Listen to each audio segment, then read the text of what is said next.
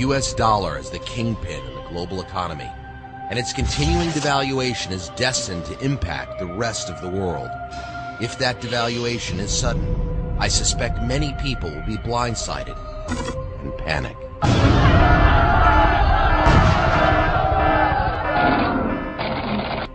It could happen at any time with the right trigger. It could happen on any ordinary day on Wall Street, even a day like today. The Dow, NASDAQ, and S&P 500 are all up. Gold and silver are at all-time highs, and U.S. unemployment is officially at 11%. The U.S. dollar is in decline. The Federal Reserve prepares to do its quantitative easing trick at the Wednesday bond auction, pushing the dollar down even more. China announces they won't buy more U.S. notes until the U.S. stops devaluing its currency. The news hits the wire, and a nervous Wall Street shudders. Over the weekend, the president holds private meetings with the Federal Reserve and G20 leaders. On Sunday, the Asian markets open and go into instant meltdown in response to China's rejection of U.S. bonds.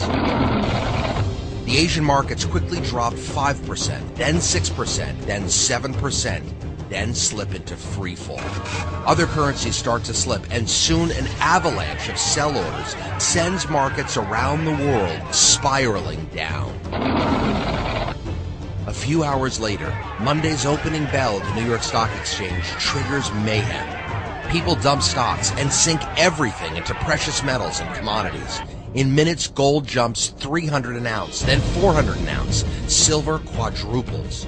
Everyone wants to sell, but no one has any liquidity except China and the Middle East.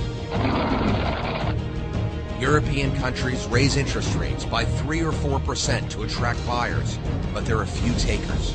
Unprecedented competition for the remaining global liquidity forces volatile markets down even further.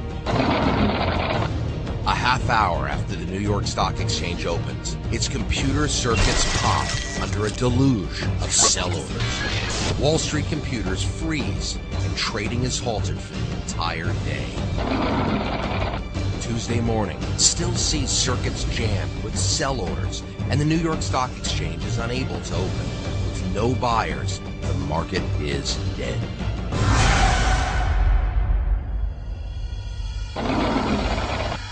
The Federal Reserve announces a hike in U.S. interest rates to attract bond buyers and generate liquidity. Global markets don't like the hike, but stabilize somewhat, although they are still down 6 to 7% from Friday's close. Just 2 hours after the Fed's rate hike, buyers return, and the NYSE is able to open. Throughout the week, global markets take a beating before they find new support levels. But in spite of the U.S. interest rate hike, global confidence in the U.S. dollar continues to erode. Gold and silver continue to rise. Palladium hits a high. Global currencies keep falling. By the close of Friday, traders around the world are walking on eggshells and having a hard time sleeping. That weekend, the Fed meets again with the president, then announces a second interest rate hike. Currency markets instantly respond. Banks in Western Europe hike interest rates in sync with the United States. On Sunday, China has first crack at the higher yield U.S. bonds, but buyers are still scarce. By now, the public is definitely aware that something is wrong. Desperate people begin to panic, and there are a lot of desperate people. On Monday, the opening bell at the NYSE triggers a glimpse of hell. Traders around the world become net sellers of equities, bonds, and Western currencies. Everyone wants out at the same time. Panic and confusion sweep the globe, and markets are in free fall again. This time, nothing stops them. Within minutes, electronic trading systems around the world short-circuit under the load of sell orders. The NYSE shudders to a halt in what will become known as the Great Wall Street Freeze. As billions of dollars in wealth vaporize, the shock ripples throughout the international financial world. Stunned by the devastation, Some traders choose oblivion. Others obsess about how to recoup their losses if and when the market reopens. Others join the rash of suicides. Others slip away quietly. They're never heard from again. What can be done? World markets need a solution fast to get going again. The solution will look like nothing we've seen before. In an emergency meeting, the International Monetary Fund and G20 leaders conclude that the quickest way to jumpstart the paralyzed markets is to restructure all westernized debt in one fell swoop, set new international lending policies, and issue a global common currency. A spokeswoman for the IMF G20 coalition announces that all the global governments are aligned on a solution and have everything under control. There is no need to panic. Of course, panic sweeps the globe, and we see a massive social breakdown.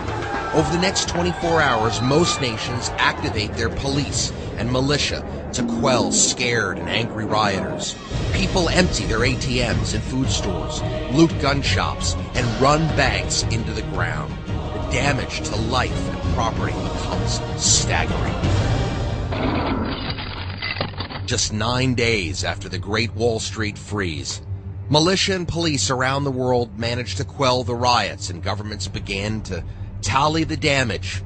In the United States, thousands are killed and injured, and property damage is in the many billions.